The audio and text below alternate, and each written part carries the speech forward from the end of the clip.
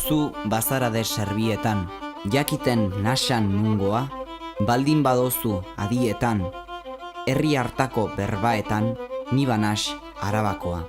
Ni banas Arabakoa.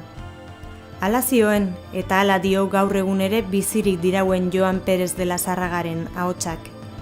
16. mendean jaiotako idazle gazteak ereindako hasiak, letras letra jositako liliak ernatu zituen Arabaldean. Ezagunak diren euskarazko lehen petalo idatziak.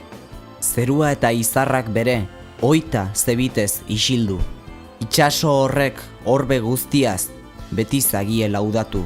Zegaitidozun Euskal Herria, hainbat bentajaz dota du. Itxaso hori tinta balidi, zeru zabala liburu, hoi, Arabako abantajaok ezin litezke kontadu. Bernard Etxeparerekin batera, iritzi zaizkigun euskarazko testurik bakarrenetarikoak dira Joan Perez de la Zarragarenak. Arabako euskalkia eta mendebaldeko euskararen historia argitzeko ezinbesteko dugun altxorra.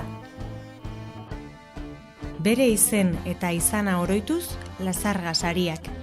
Araban hainbat erakundek eta pertsonek gizarte eta ekonomia esparruan euskararen normalizazioan egin duten lana omentzeko xedez sorturiko sariketa da honakoa. Euskal Herriko hizkuntzaren aldeko keinu herri bat, euskaltzalen alegina errekonozitu eta araba euskalduntzera bidean urrats bat harago. Urte askotan bizi banas, ezin nagoke Arabaga. Bardin da ustu dodan banas, neure izenaz nombraetan as. Amoradua ditxa baga.